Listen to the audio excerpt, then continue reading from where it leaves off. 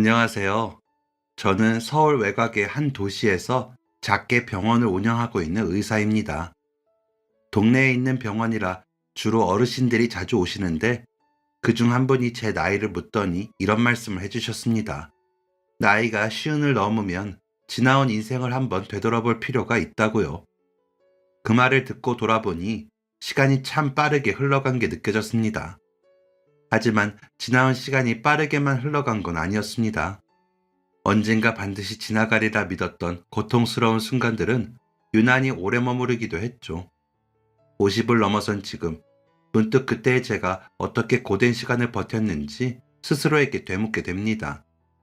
돌아보면 제 삶은 얻은 것보다 잃은 것이 많았습니다. 하지만 그럼에도 이 자리까지 올 수 있었던 건 힘든 순간마다 누군가가 건넨 작은 손길들이 있었기 때문이었습니다. 이제야 그들을 향한 제 마음을 정리해보고 싶어졌습니다. 바쁘게 살아서 한동안 잊고 살았던 그 시절의 저를, 그리고 보잘것없던 저를 도와줬던 그 손길들에 대한 이야기를 꺼내보겠습니다. 제가 아주 어렸을 때부터 저는 늘 어머니와 단 둘뿐이었습니다. 그래서 어머니는 항상 바쁘셨습니다. 어린 마음에도 어렴풋이 알 수 있었습니다. 어머니에게는 의지할 친척도 아이를 맡길 만한 곳도 거의 없었다는 걸요. 그래서 어디에 새로 일하러 가든 어머니는 늘 제 손을 꼭 잡고 데리고 다니셨습니다. 그게 그때의 우리 모자에게는 자연스러운 일상이었어요. 그러던 어느 날, 집 근처 작은 식당에서 일자리가 났고 어머니는 거기서 일하게 되었습니다. 식당 사장님이 어머니의 사정을 안타깝게 여기고 아이도 같이 데리고 오라고 허락해 주신 덕분에 그때부터 제 하루 중 많은 시간이 식당에서 흘러갔습니다. 작은 가게 한 구석에 자리를 차지하고 앉아 손님이 두고 간 신문지에 그림을 그리거나 다 다른 책을 읽으며 어머니가 일을 마칠 때까지 조용히 기다렸죠. 가게 한쪽에서 들려오는 재료 써는 소리, 국 끓는 냄새, 손님들이 내는 웃음소리까지 어린 저에게는 일상적인 배경음이었습니다. 손님이 뜸해지는 시간, 어머니는 간식을 챙겨주시곤 했습니다. 우시가 배고프지? 이거 먹으면서 조금만 기다려. 설거지만 끝내면 바로 집에 가자. 엄마는요? 엄마도 이거 같이 먹어요? 엄마는 아까 먹어서 괜찮아. 배불러. 얼른 먹어. 책 보면서 조금만 더 기다리고 있어. 어머니가 식당에서 일하면서 전보다 수입이 조금 나아졌지만 혼자 아이를 키우기엔 여전히 많이 부족했습니다. 그래서 어머니는 집에서도 밤 늦게까지 인형눈을 붙이거나 박스 접기 같은 부업까지 하셨죠. 하지만 어머니는 그걸 고생이라고 생각하는 것 같지 않았습니다. 제가 학교에 잘 다닐 수 있게 어떻게든 돈을 마련해 두고 싶어 하셨고, 이듬해 저는 초등학교에 들어갔습니다. 그 전까지는 어머니와 단둘이 산다는 게 이상한 줄 몰랐습니다. 세상이 그런 줄 알았죠. 그런데 입학식 날 부모님과 사진을 찍는 친구들을 보니 그제야 궁금해졌습니다. 왜 우리 집에는 아버지가 없을까?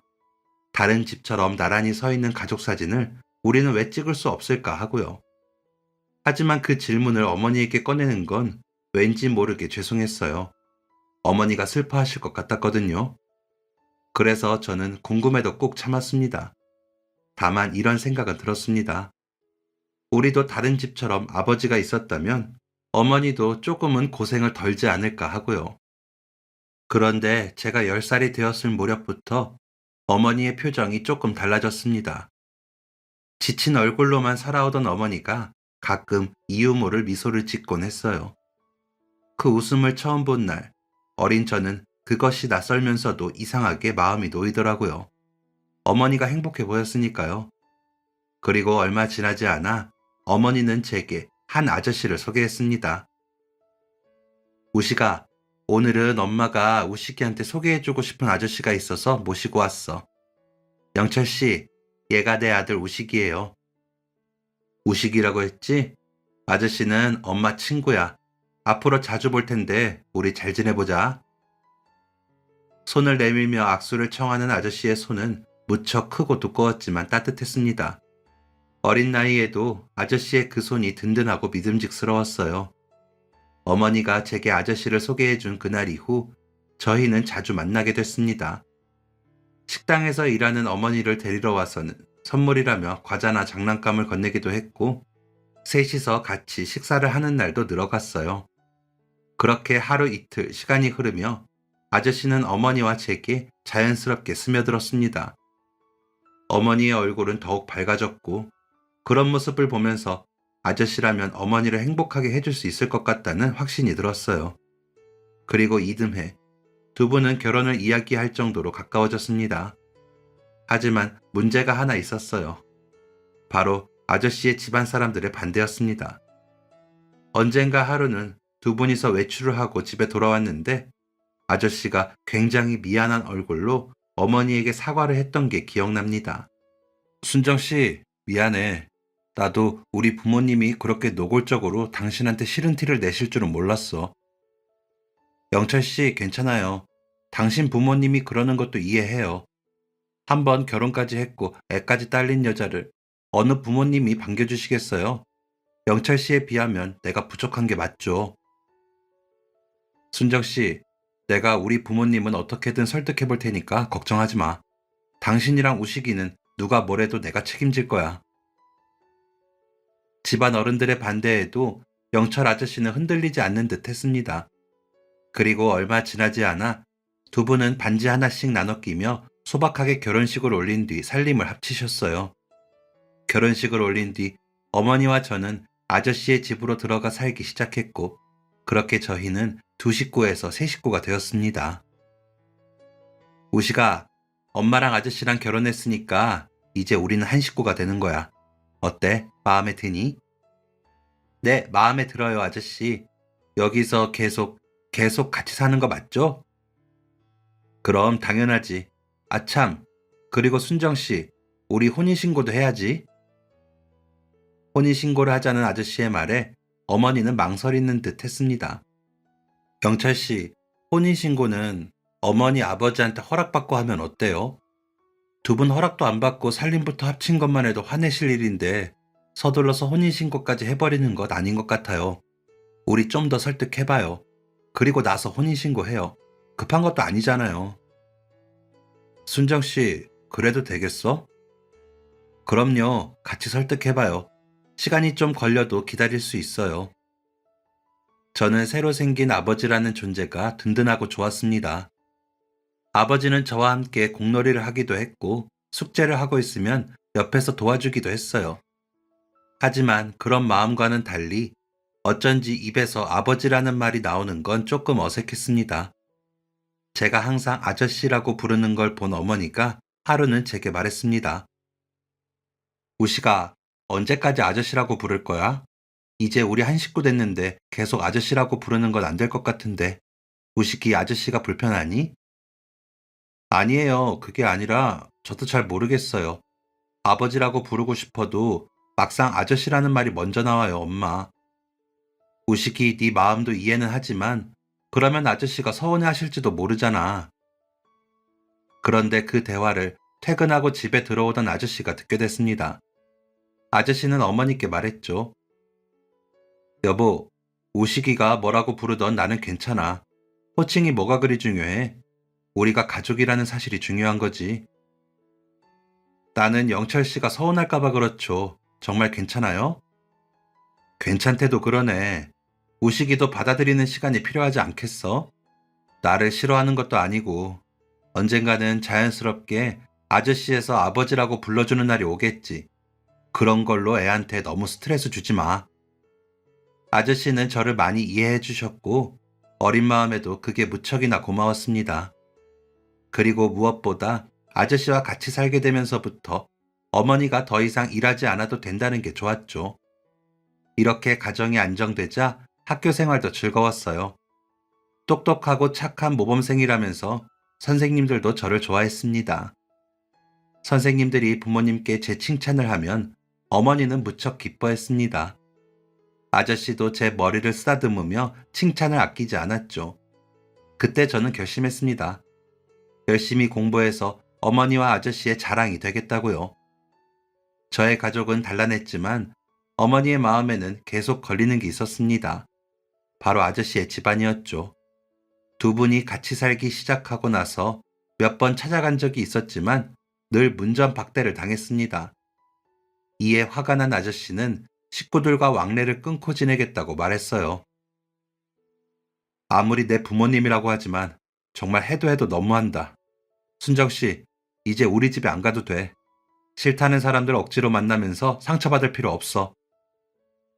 영철 씨, 그래도 우리가 계속 찾아가면 언젠간 진심을 알아봐 주실 거예요. 우리 한 번만 더 가봐요. 곧 아버님 생신이라면서요. 순정 씨, 꼭 그래야겠어? 영철 씨, 내가 가족이 없어서 외롭게 자랐다고 했잖아요. 나는 영철 씨가 가족들이랑 멀어지는 건 싫어요. 그리고 그게 나 때문이면 더더욱이요. 순정 씨, 내 가족은 이제 당신이랑 우리 우식이야. 아무리 우리 부모님이라고 해도 내가 사랑하는 사람들을 무시하고 상처 주는 거 나도 보고 싶지 않아. 어머니의 설득에도 아저씨는 고개를 저었습니다. 하지만 어머니 표정이 오래도록 밝지 못한 걸 보면서 결국 다시 한번 인사를 드리러 가자는데 동의하셨죠. 며칠 뒤 저희 세 식구는 아저씨의 고향으로 향했습니다. 집안 분위기는 여전히 차가웠어요. 문을 열어준 아저씨의 형님은 저희를 보자마자 표정이 굳었고 안에 있던 다른 식구들 역시 불편한 기색을 숨기지 않았어요. 뿐만 아니라 어머니와 저를 없는 사람 마냥 무시했죠. 그걸 본 아저씨는 더는 참지 못했습니다. 당신 그만 일어나. 우식이 챙겨서 나와. 당신이 무슨 죄인이야? 영철 씨, 이러지 말아요. 다시 앉아요. 왜 그렇게 화부터 내요? 내가 이래서 오지 말자고 한 거야. 아버지, 어머니, 제가 두 분 안 보고 살겠다는 거 이 사람이 설득해서 온 거예요. 아무리 싫다고 해도 아버지 생신 축하하러 온 사람한테 끝까지 이러실 줄은 몰랐습니다. 앞으로 보기 싫은 얼굴 안 보여드릴 테니까 그렇게 아세요. 순정 씨랑 우식이 일어나! 어머니는 소리치는 아저씨 옆에서 죄인처럼 고개를 숙이고만 있었습니다. 아저씨는 저와 어머니를 끌고 집 밖으로 나왔습니다. 차에 타고 난 뒤에도 두 분은 아무런 말씀이 없으셨어요. 어머니의 얼굴에는 아저씨가 가족들과 등을 지게 된 이유가 결국 자신 때문이라는 죄책감이 고스란히 드러났습니다. 집으로 돌아오는 길, 차 안은 적막이 흘렀어요. 저도 아무 말을 할 수가 없었죠. 그러다 운전대를 잡은 아저씨가 한숨을 길게 내쉰 뒤 말했습니다. 이제 우리 부모님 허락이고 뭐고 필요 없어. 우리끼리 잘 살면 돼. 올라가면 내일 바로 혼인신고하자. 영철 씨, 미안해요. 이게 다 나 때문이에요. 순정 씨, 이게 왜 당신 때문이야? 그런 생각 하지 마. 누구 잘못도 아니니까. 그 뒤로도 두 분은 다시 말이 없었고 저희가 타 있는 자동차는 캄캄한 도로 위를 적막 속에서 한참을 달렸습니다. 그런데 그때였어요. 반대편에서 달려오는 트럭이 좀 이상했습니다. 속도가 너무 빨랐고 심지어 차선을 넘어오기도 했죠. 아저씨가 경적을 몇 번이나 울렸지만 소용이 없었어요. 결국 저희 차는 그 트럭과 충돌하고 말았습니다. 굉음과 함께 차가 크게 옆으로 밀렸고 저는 벨트에 몸이 눌리는 느낌과 함께 눈앞이 하얘졌습니다. 정신을 차렸을 때 차 안은 이상하리만큼 조용했어요. 유리 파편이 반짝이며 흩어져 있었고 앞좌석은 형체를 알아보기 어려울 정도로 찌그러져 있었습니다. 덜컥 겁이 난 저는 어머니를 부르며 울음을 터뜨렸지만 아무도 제 소리를 못 듣는 것 같았어요. 어머니는 이미 의식을 잃은 듯 했고 아버지도 몸이 앞으로 쏠린 채 많은 피를 흘리고 있었습니다. 그리고 그때 저 멀리서 사이렌 소리가 들려왔고 얼마 가지 않아 구급대가 도착했습니다. 그 소리를 듣고 저도 정신을 잃어서 어떻게 병원까지 가게 됐는지는 기억이 나질 않습니다. 깨어보니 병원 침대 위였습니다. 온몸이 욱신거렸지만 제 상태는 비교적 가벼운 편이었습니다. 의료진과 경찰에게 사고 경위를 전해들은 뒤 저는 믿고 싶지 않은 사실을 마주해야 했습니다. 어머니는 그 자리에서 돌아가셨고 아저씨는 중상으로 혼수 상태에 빠졌다는 것이었습니다. 어머니에게는 가족이 없었습니다. 사정이 그러다 보니 장례는 자연스럽게 아저씨네 집안에서 진행해 준 것 같았습니다. 하지만 장례식 내내 저는 그들 사이에서 철저히 남이었습니다. 형식적으로 인사를 건네는 사람도 있었지만 그 눈빛에는 부담과 거리감이 분명히 섞여 있었습니다. 저를 챙기려는 사람은 단 한 명도 없었죠. 장례가 끝난 뒤 저는 시골에 내려갔을 때 봤던 아저씨의 형님이라는 분과 그 아내가 이야기를 나누는 목소리를 우연히 들었습니다. 두 사람은 제가 있는 줄도 모르고 대화를 이어갔습니다. 아버지는 속도 좋으셔. 도련님이랑 그 여자랑 혼인신고도 안 하고 살았다면서요? 그런데 이렇게 장례식까지 해줘요? 아니, 그게 아버지가 그러시더라고. 영철이 안 죽고 그 여자가 죽었으니 그걸로 됐다면서 장례라도 치러주라고 하시더라고. 근데 여보, 그럼 그 여자 아들은 어떻게 되는 거예요?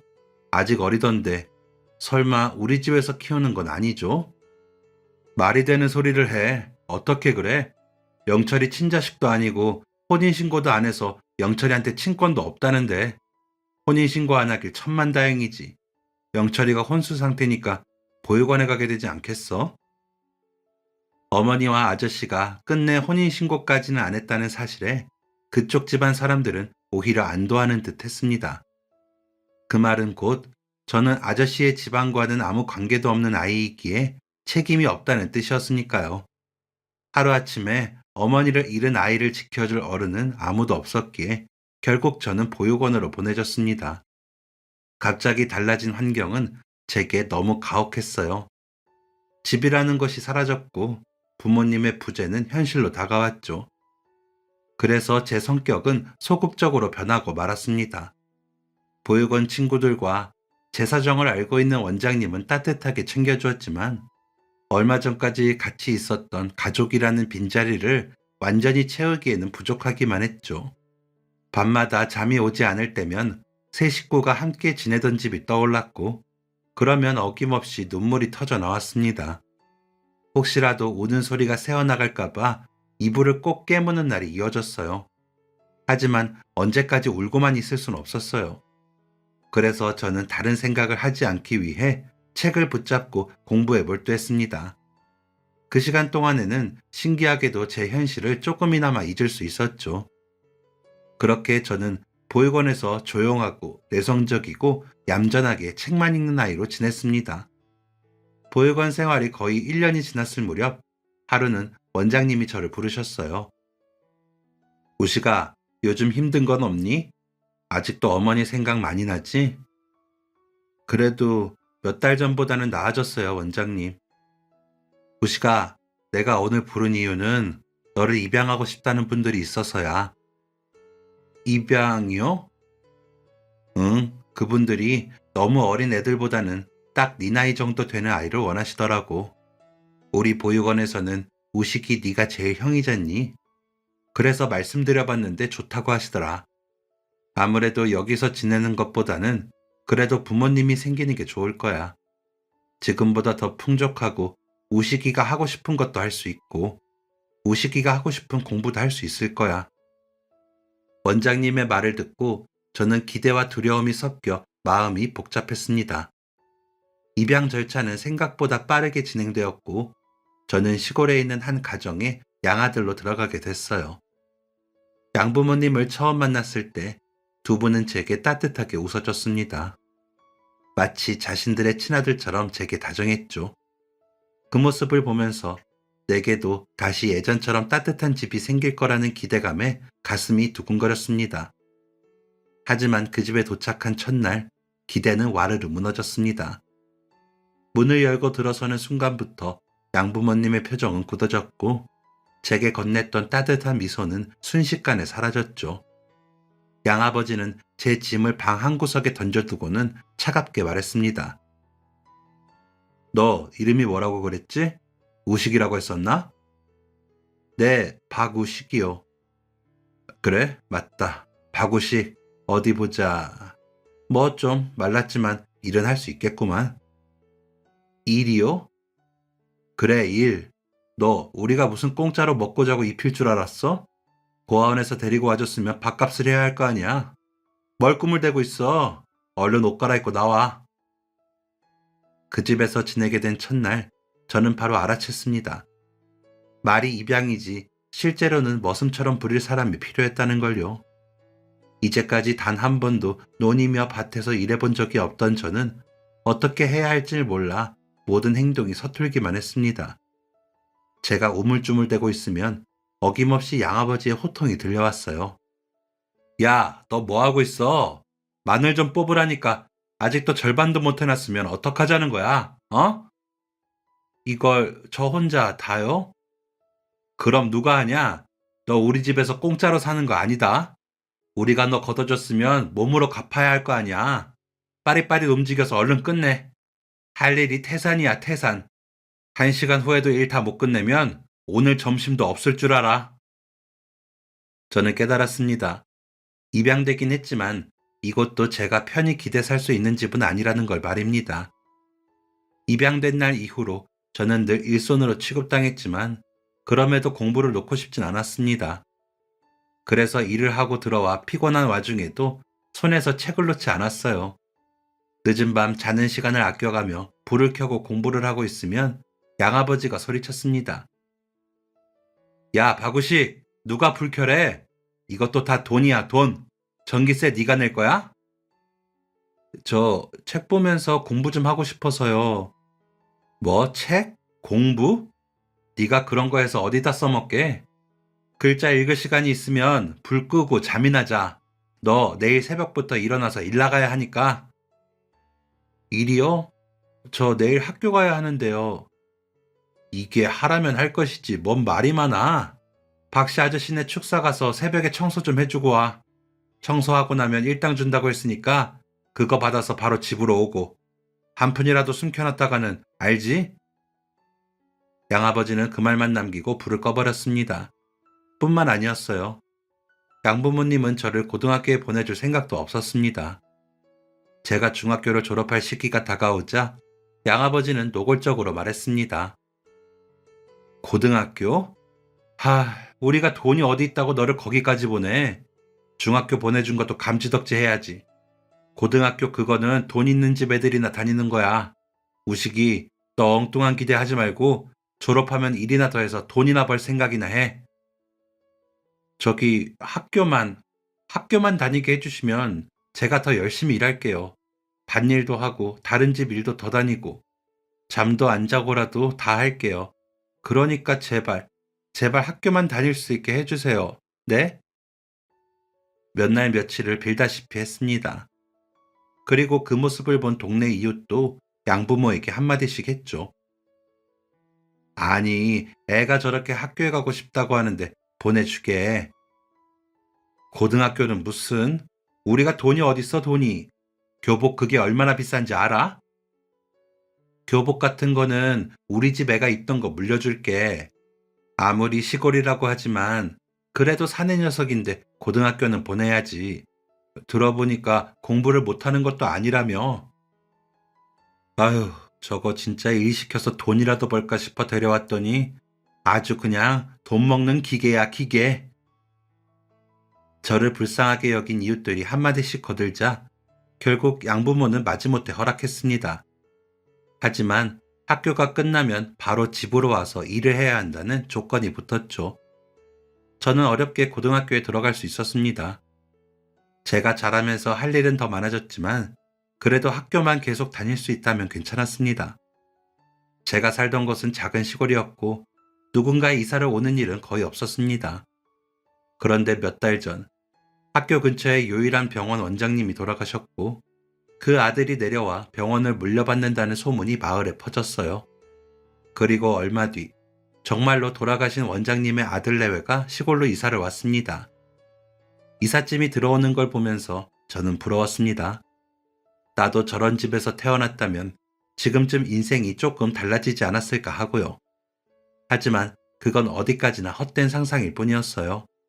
제 현실은 학교도 겨우 다녀야 하는 가난한 입양아였습니다. 그날 늦은 저녁, 일손이 부족하다는 집에 가서 일을 해주고 돌아오는 길이었죠. 논두렁 옆을 지났는데 어디선가 저기 잠깐만 하고 도움을 청하는 목소리가 들렸습니다. 가까이 다가가 보니 제 또래로 보이는 남자아이가 논두렁에 빠진 채 어쩔 줄 몰라 하고 있었습니다. 옷은 흠뻑 젖었고 혼자 힘으로 빠져나오기 어려워 보였죠. 저는 바로 손을 내밀어 그를 끌어올렸습니다. 자세히 보니 처음 보는 얼굴이었습니다. 야, 고맙다. 여기 지나가는 사람이 아무도 없어서 어떻게 해야 하나 싶었는데 덕분에 살았어. 괜찮아. 여기 길이 험해서 조심해야 해. 가로등도 없으니까 밤에는 웬만하면 다니지 말고. 그럼 난 이만 가볼게. 저희 둘은 잠깐 인사를 나누고 헤어졌고 그게 끝일 거라고 생각했습니다. 그런데 며칠 뒤 반에 전학생이 들어왔어요. 단정하게 다린 셔츠에 자신감 있는 표정으로 인사하는 전학생의 얼굴이 익숙했습니다. 제가 구해줬던 논두렁에 빠진 그 사람이었어요. 인연이었는지 전학생은 바로 제 짝꿍이 되었습니다. 너구나. 와, 진짜 반갑다. 그때 이름이라도 물어볼 걸 후회했었는데 이렇게 또 만나네. 나는 이성훈이야. 너는 이름이 뭐야? 나는 박우식. 이것도 인연인데 우리 잘 지내보자. 나 시골은 처음이라서 모르는 게 진짜 많거든. 네가 나 적응하는 것 좀 도와주라. 알고 보니 성훈이는 새로운 병원장의 아들이었습니다. 저와는 다르게 부족한 게 없는 환경에서 자랐고 그래서인지 구김살이 없었죠. 놀라울 정도로 밝고 친구들과도 허물없이 금방 친해졌습니다. 전학 온 지 며칠 지나지 않았는데도 반 분위기에 자연스럽게 녹아들었어요. 저는 늘 이 집 저 집에서 일하고 다니느라 학교에서는 항상 지쳐 있었습니다. 그래도 공부는 포기할 수 없었어요. 이 지긋지긋한 현실에서 벗어날 수 있는 유일한 방법은 공부뿐인 듯 했습니다. 집에 돌아가면 책을 볼 수도 없었기에 학교에 있을 때는 문제를 풀고 또 풀었죠. 교과서가 새카매질 정도였습니다. 쉬는 시간에도 계속 자리에 앉아 책을 봤는데 짝꿍 성훈이가 말을 걸어왔습니다. 야, 우식아, 너는 대체 언제 쉬냐? 그러지 말고 나랑 매점이나 가자. 나는 됐어. 돈도 없고. 그리고 이 문제가 안 풀려서 계속 보는 거야. 어디 봐봐. 아, 이 문제?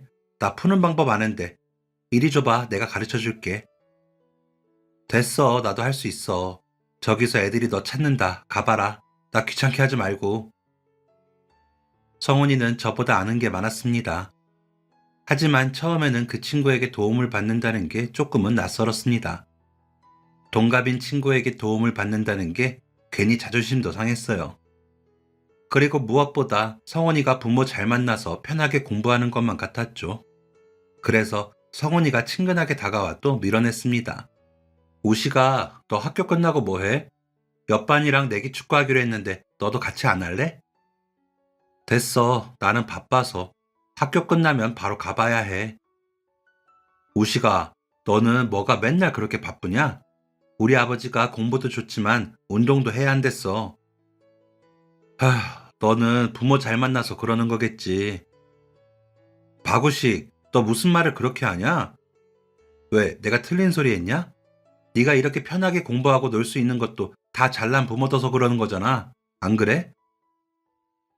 성훈이에게 말한 것처럼 부모 잘 만나서 걱정 없이 학교에 다니는 게 질투가 났었나 봅니다. 그래서 말도 곱게 나가지 않았죠. 그날도 저는 학교를 마치자마자 축사로 가서 소 먹이를 주고 소똥을 치우고 일당을 받아다가 양부모님에게 그대로 가져다 바쳐야 했는데 아무것도 모르고 속편한 소리를 하는 성훈이에게 화가 났죠. 그래서 결국 저희 둘은 말싸움을 하고 말았습니다. 그런데 다음 날 수업이 다 끝나고 나가려는데 성훈이가 저를 불러 세우더니 노트를 내밀며 말했습니다. 야, 박우식, 너 아까 수업 시간에 졸더라? 많이 피곤했나 봐. 이거 너 잘 동안 필기한 건데 보고 다시 줘. 이걸 나한테 왜 주는 거야? 우시가, 너는 무슨 말이 그렇게 많냐? 미안해서 그런다, 미안해서. 어제 집에 가는 길에 네가 축사에서 일하는 거 우연히 봤어. 나는 네가 그렇게 일이 많은지도 몰랐어. 사람마다 사정이 있는 건데 내가 너무 함부로 말한 것 같다. 미안하다. 크게 잘못한 것도 없으면서 먼저 사과를 하는 성훈이를 보니 제 자신이 부끄러워졌습니다. 사실 화를 낼 일도 아니었는데 말이죠. 그래서 저도 사실대로 말했습니다. 성훈아, 나야말로 미안하다.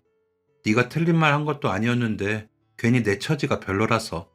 너한테 자격지심이 들어서 그랬나 보다. 어제 그렇게 말한 건 미안하고 필기한 거 보여준 것도 고마워. 이건 내일 돌려줄게. 그럼 우리 이제 화해한 거지? 우시가 나는 진짜 너랑 친해지고 싶어서 그런 거야. 화해 기념으로 음료수 산다. 가자.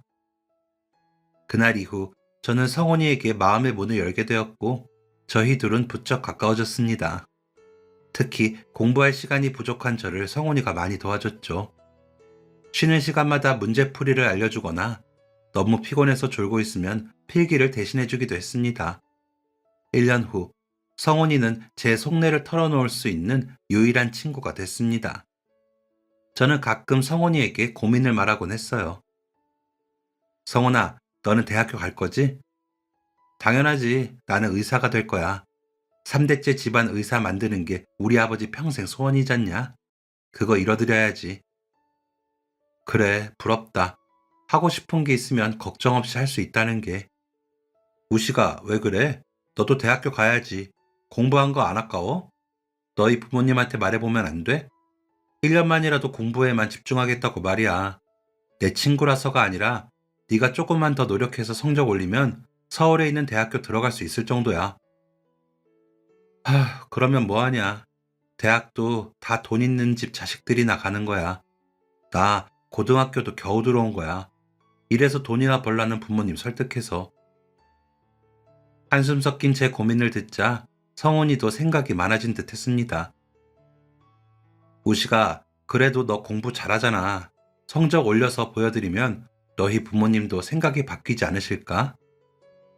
성훈아, 나 사실 입양아야. 말이 입양아지 너도 보다시피 머슴이나 다름없다. 지금도 공부하는 거 돈 들어간다고 곱게 보는 것 같지도 않고 키워준 은혜 갚아야 한다면서 일만 시키는 사람들 밑에서 내가 어떻게 대학교를 욕심내겠어. 일해서 번 돈도 죄다 가져가는데.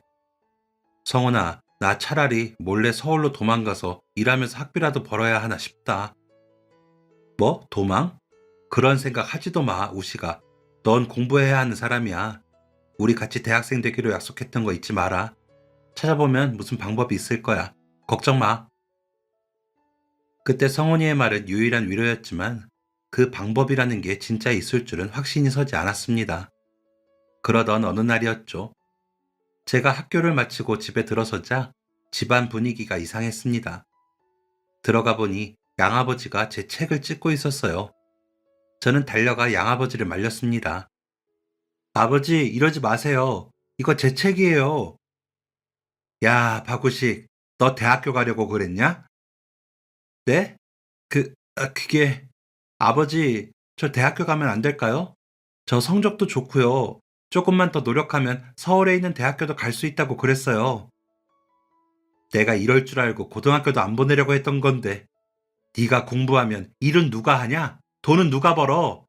우리는 너 공부시킬 돈도 없어. 이게 아주 헛바람만 들어서는. 저 일 많이 했잖아요. 제발요. 대학교 다니면서도 일 계속해서 돈 벌어다 드릴게요. 네? 시끄러워. 이딴 거 보고 싶어서 우리가 너 키우는 줄 아냐? 양아버지는 계속해서 책을 찢어버렸습니다. 종이 찢는 소리가 마당에 크게 울렸죠. 양아버지가 찢은 책을 챙겨 저는 방으로 들어가 하나하나 이어붙였습니다. 가만히 책을 이어붙이다 보니 이 집에 계속 있으면 나는 아무것도 될 수가 없겠구나 하는 생각이 들었습니다. 평생 이렇게 일만 하고 살아야 할 것 같았죠. 그래서 그날 밤 저는 결심했습니다. 이 지긋지긋한 집을 떠나 서울로 가야겠다고요. 차라리 그곳에서 돈을 모아 내 힘으로 대학에 갈 방법을 찾아보자고 마음을 먹었죠. 저는 조심스레 짐을 챙기고 양부모님이 잠든 틈을 타서 새벽 일찍 집을 나섰습니다. 터미널에 도착해 겨우 챙겨 나온 몇 푼의 돈으로 버스표를 사고 대합실 구석에 앉아 앞으로 어떻게 살아야 할지 떠올려 봤죠. 그러다 보니 어느새 버스가 도착했습니다. 버스에 올라타려는데 갑자기 제 이름을 부르는 소리가 들려왔습니다. 돌아보니 애타게 저를 찾는 목소리의 주인공은 성훈이었습니다. 그는 달려와서 저를 붙잡았습니다. 우시가 버스 타지 마. 이러면 안 돼. 이렇게 도망치다 떠나면 안 된다고. 성훈아, 이러지 마. 나 이 버스 안 타면 잡혀서 학교 오고 뭐고 다 관두고 일만 하면서 살아야 할지도 몰라. 서울로 가야 해. 우시가 이러지 말고 내려서 내 말 좀 들어봐. 너 이제 장학금 받을 수 있어. 대학도 갈 수 있다고 임마. 성훈이는 제가 버스에 타지 못하도록 팔을 잡아 끌며 대합실로 저를 데리고 갔습니다. 그리고 숨을 고르며 말을 이어갔어요. 우식이 너한테 할 말이 있어서 아침 일찍 집에 갔었는데 너 없어서 내가 얼마나 놀랐는 줄 알아? 동네 아저씨가 네가 나가는 거 봤다고 해서 설마 설마 하면서 터미널까지 왔는데 어떻게 너 혼자 서울 갈 생각을 했어? 무섭지도 않았어? 다른 방법이 없었어. 어떻게 안 건지 아버지가 어젯밤에 나한테 대학에 가려고 그랬냐면서 교과서랑 참고서들 갈기갈기 찢는데 그거 보고 더 이상은 그 집에 못 있겠다 싶었어. 성훈이는 그 이야기를 듣더니 마치 자신의 일인 것처럼 화를 냈습니다. 저는 그런 성훈이를 진정시키며 물었습니다. 그건 그렇고 성훈이 너 아까 한 이야기는 뭐야? 내가 대학교에 갈 수 있다니 장학금은 또 뭐고? 말 그대로야. 내가 아버지한테 우식이 네 상황을 다 이야기했어. 아버지가 그 말 들으시더니 네가 장학금 받을 수 있게 알아봐 주신다고 했었거든. 근데 그게 됐나 봐. 뭐? 그게 정말이야? 아니, 어떻게? 아버지 선배 중에 이 지역 의사협회 회장이 있는데 거기서 인재 양성 명목으로 장학금도 주고 있나 봐.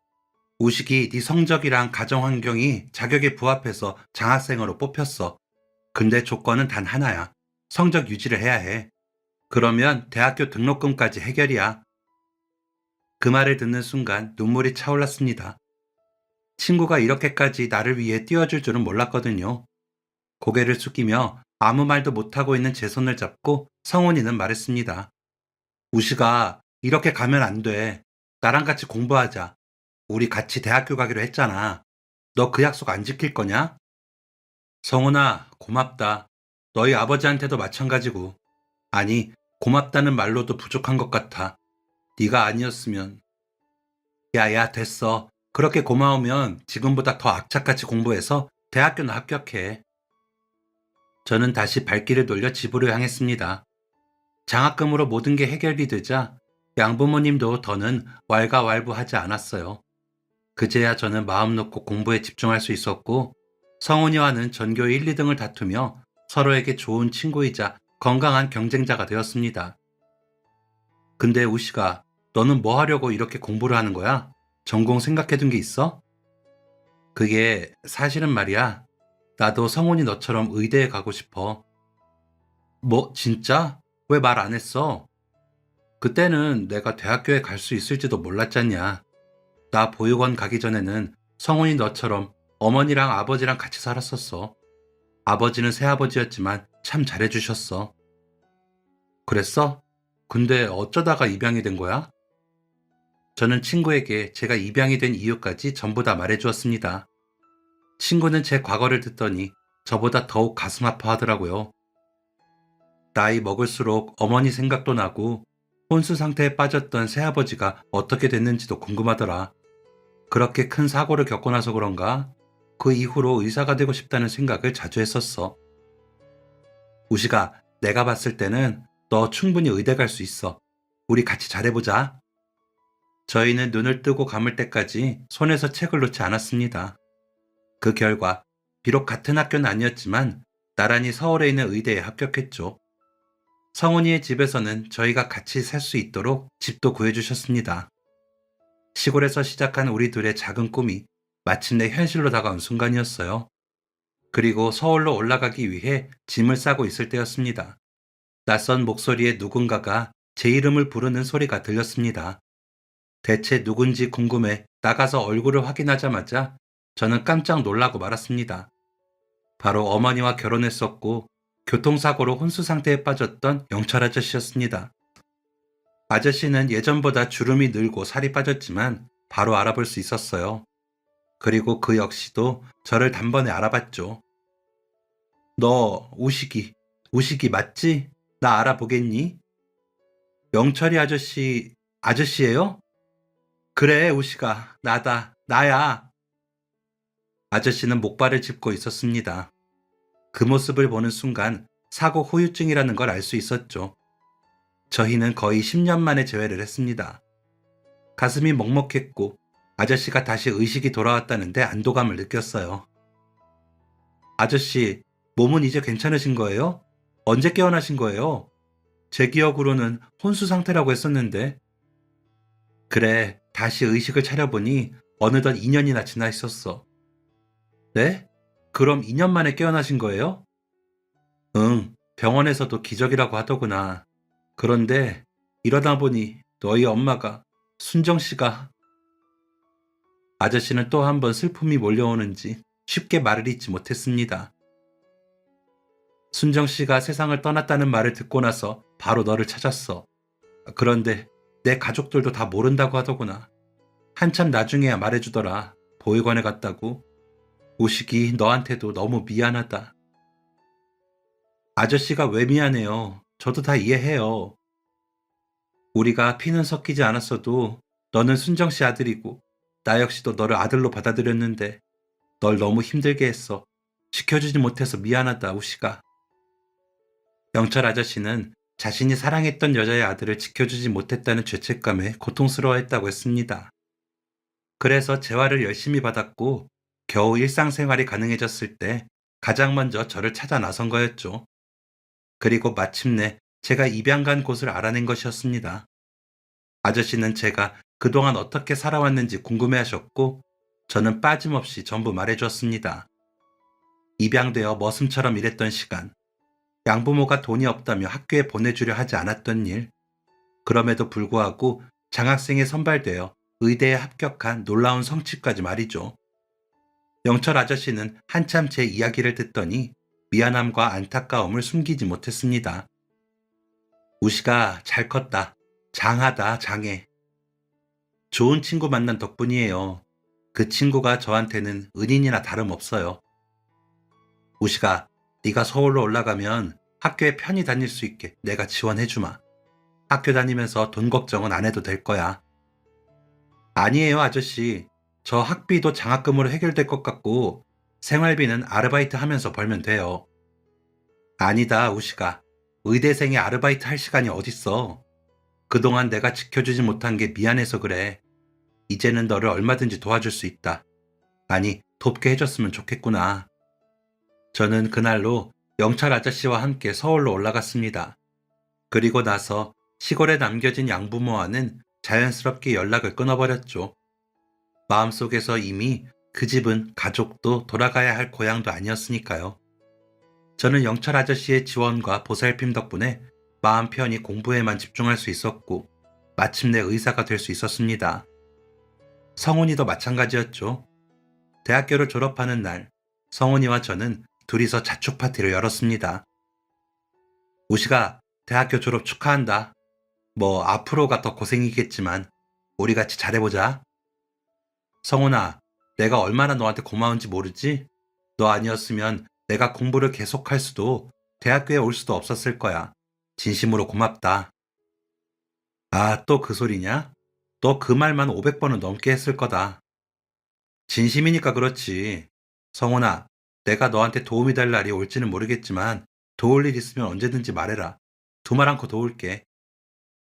대학교를 졸업하고 인턴과 레지던트 과정을 거치는 동안에도 성훈이와 저는 변함없는 우정을 이어갔습니다. 눈코 뜰 새 없이 바쁜 시기였지만 우리는 서로의 일정에 엇갈려도 틈만 나면 자주 가던 식당에서 밥 한 끼를 같이 먹었고 힘든 일이 있을 때마다 가장 가까이서 응원해 주었습니다. 그러다 보니 저희는 형제 같은 사이가 되었습니다. 그리고 그와 동시에 영철 아저씨와 저 역시도 자연스럽게 가족처럼 지내게 됐어요. 법적인 부모-자식 관계는 아니었지만 그건 관계의 깊이를 결정하는 기준이 되진 못했습니다. 제가 서울로 올라온 처음 몇 년 동안 아저씨는 틈날 때마다 학교를 도시락을 싸오시거나 안부를 물으며 필요한 건 없는지 부족한 건 뭔지 살뜰하게 챙겨주셨습니다. 저 역시도 혼자 지내실 아저씨가 적적할까봐 시간이 날 때마다 찾아가서 말벗이 되어드리곤 했죠. 아저씨가 저를 생각하는 마음이 느껴질 때마다 이 사람은 나에게 아버지보다 더 아버지 같은 존재구나 하는 생각이 들곤 했습니다. 세월이 흘러 좋은 사람을 만나 결혼 준비를 하게 되었을 때 한 가지 고민이 생겼습니다. 혼주석에 과연 누가 앉아야 하는가 하는 문제였죠. 누가 제일 제 인생의 행복을 진심으로 빌어줄까를 생각하다 보니 딱 한 명이 떠올랐습니다. 바로 영철 아저씨였어요. 그래서 아저씨에게 부탁드렸습니다. 아저씨, 저 결혼할 때 말이에요. 아저씨가 혼주석에 앉아주시면 좋겠습니다. 우시가, 말은 고맙지만 내가 몸이 이래서 괜히 사람들한테 책 잡히진 않을지 모르겠다. 아저씨, 저는 그런 거 상관없어요. 아무리 생각해봐도 제 행복을 진심으로 빌어줄 어른이 아저씨뿐이잖아요. 부탁드려요. 우시가 그렇게 말해주니 고맙다. 순정씨도 네가 이렇게 잘 자란 모습을 보면 기뻐했을 텐데. 아저씨, 어머니 대신 아저씨가 다 봐주세요. 아버지처럼요. 결혼식 당일, 영철 아저씨는 오랜만에 정장을 꺼내 입고 지팡이를 짚은 채 식장에 앉아 계셨습니다. 제가 입장할 때는 누구보다 기쁜 얼굴로 저를 지켜보셨습니다. 그리고 제가 인사를 드릴 때는 제 등을 토닥이며 속삭였습니다. 우시가, 이제 너도 네 가정을 꾸리는구나. 행복하게 살아야 한다. 네, 그럴게요, 아저씨.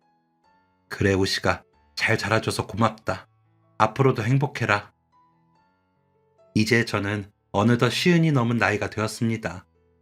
어린 시절 제 인생은 힘들었지만 그래도 그때마다 손을 건네주는 사람들이 있었습니다.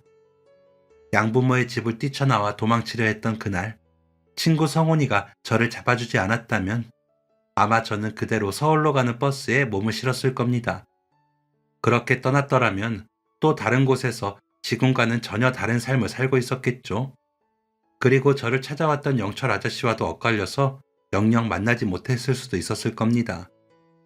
그때 친구가 저를 잡아 끌어주었기에 제 인생의 방향을 틀어놓았던 거겠죠. 그 작은 손길 하나가 제게는 도망이 아니라 머무를 이유를 만들어주었고, 저는 그 머무름 속에서 버티고 또 자라날 수 있었습니다. 그리고 시간이 흘러 제가 가진 상처들이 아물어가고 제 힘으로 살아갈 수 있을 때까지 곁을 지켜준 사람들은 피로 맺어진 가족이 아니었지만 삶이 제게 다시 건네준 또 다른 형태의 가족이었습니다. 인생을 멀리서 바라보면 늘 대단한 전환점이 있어야만 변하는 것처럼 보이지만 사실은 아주 작은 선택 하나, 아주 조용한 만남 하나가 바꿔놓기도 한다는 걸 알게 되었습니다. 그렇기에 지금의 저는 지난 시간들 앞에서 놀라움과 감사함을 동시에 느끼며 조용히 하루를 살아갑니다. 그리고 포기하고 싶었던 순간들마다 누군가가 저를 붙잡아 주었던 그때를 여전히 마음속 깊은 곳에서 오래도록 기억하고 있습니다. 지금까지 사연 들어주셔서 감사합니다. 사연이 재밌으셨다면 구독과 좋아요를 눌러주세요. 감사합니다. 안녕히 계세요.